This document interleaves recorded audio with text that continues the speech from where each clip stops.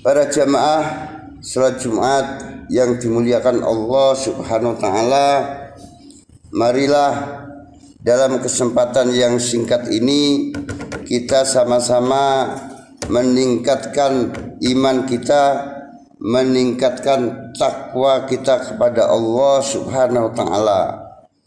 Takwa adalah menjalankan perintah Allah dan menjauhi larangan-larangan Allah Subhanahu wa taala. Semua ini kita lakukan semata-mata hanya untuk mencari ridha Allah Subhanahu wa taala saja. Para jamaah yang dimuliakan Allah Subhanahu wa taala, untuk meraih gelar takwa maka tidak ada cara lain diawali dengan rasa mahabbah, rasa cinta. Cinta walaupun orang yang ingin kita kejar berada di pucuk gunung, walaupun di tengah samudra, hanya karena cinta maka kita akan memiliki kekuatan untuk mengejarnya. Demikian juga dengan takwa, menjalankan perintah Allah Subhanahu wa taala, menjauhi larangan-larangan. Jika ada cinta diri kita terhadap Allah Subhanahu wa taala, maka insya Allah Allah akan memberikan kekuatan kepada kita. Dan rasa cinta ini telah dikisahkan oleh Allah di dalam Al-Quran lewat kisah para nabi dan rasul. Kisah-kisah para nabi dan rasul yang ada dalam Al-Quran sebagai wujud cinta terhadap Allah Subhanahu wa taala, sehingga para nabi dan rasul rela berkorban apa saja demi untuk mendapatkan cinta. Kisah Nabi Ibrahim, yang mana Nabi Ibrahim ini awalnya adalah seorang nabi yang usianya tua, sudah tua tapi tidak punya anak.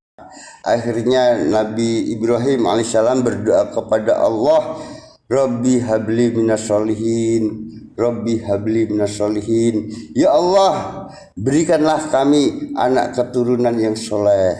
Ya Allah, berikanlah kami anak keturunan yang soleh. Akhirnya doa Nabi Ibrahim alaihissalam dikabulkan oleh Allah Subhanahu wa taala. Dengan istrinya Siti Hajar mengandung. Pada saat Siti Hajar mengandung, maka Nabi Ibrahim alaihissalam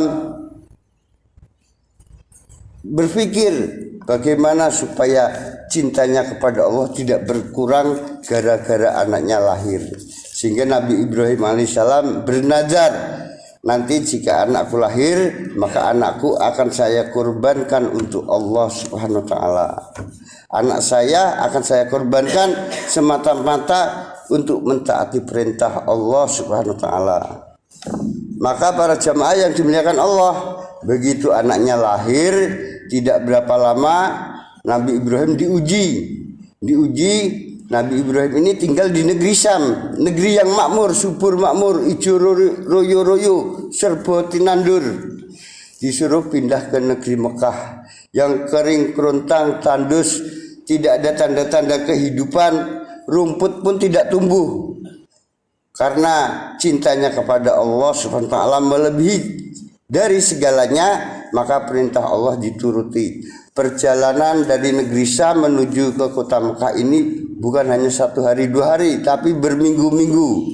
Pada waktu itu belum ada kendaraan, belum ada pesawat. Maka para jamaah setelah sampai di kota Mekah, yang mana tidak ada penduduk di sana, maka Nabi Ibrahim membangun sebuah tenda untuk berteduh dirinya, istrinya Siti Hajar, dan Nabi Ismail alaihissalam pada waktu itu masih kecil, masih bayi. Maka begitu tenda selesai, datang lagi perintah Allah agar supaya Nabi Ibrahim ini meninggalkan anak istrinya di tengah padang pasir yang tandus. Maka Nabi Ibrahim kalau disuruh memilih 2 pilihan, yang satu untuk kepentingan Allah, yang satu untuk dirinya sendiri, maka Nabi Ibrahim langsung memilih apa yang menjadi kecintaan Allah Subhanahu wa taala. Akhirnya Nabi Ibrahim alaihissalam meninggalkan Siti Hajar dan Nabi Ismail alaihissalam di tengah padang pasir.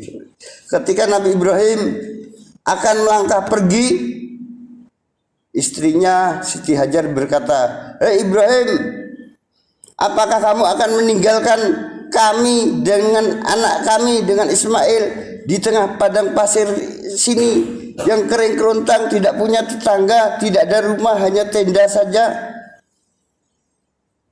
Maka Nabi Ibrahim tidak bisa menjawab. Kemudian Siti Hajar berkata lagi, "Apakah yang engkau lakukan ini adalah perintah Allah?" Maka Nabi Ibrahim baru menjawab, "Benar istriku, benar Siti Hajar, bahwa semua ini adalah perintah Allah. Baik, kalau ini perintah Allah, tinggalkanlah saya. Tinggalkanlah saya. Allah pasti akan memberikan kehidupan kepada kami dan anak kami Nabi Ismail alaihissalam." Begitu Nabi Ibrahim pergi dari jarak yang jauh, Siti Hajar memanggil lagi, "Ibrahim, Ibrahim." Tapi Ibrahim tidak mau menoleh, khawatir, hatinya terharu, khawatir, hatinya sedih, khawatir, menangis melihat istri dan anaknya ditinggal begitu saja. Akhirnya Nabi Ibrahim sampai hilang dari pandangan. Pada saat itu selang beberapa saat, mulailah Nabi Ismail alaihissalam ini menangis, kehausan, menangis.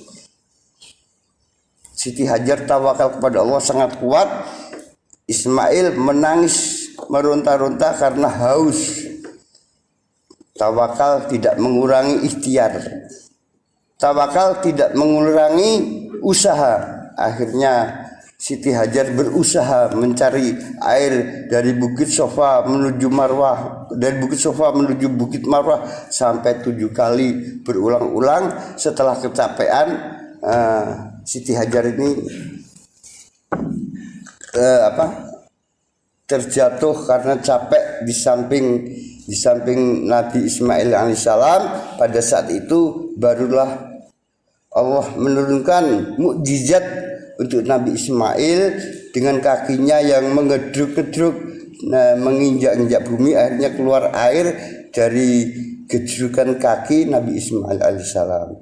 Saking banternya air sampai-sampai Siti Hajar berkata, "Zami, zami, zami, zami, berhenti, berhenti, berhenti, berhenti."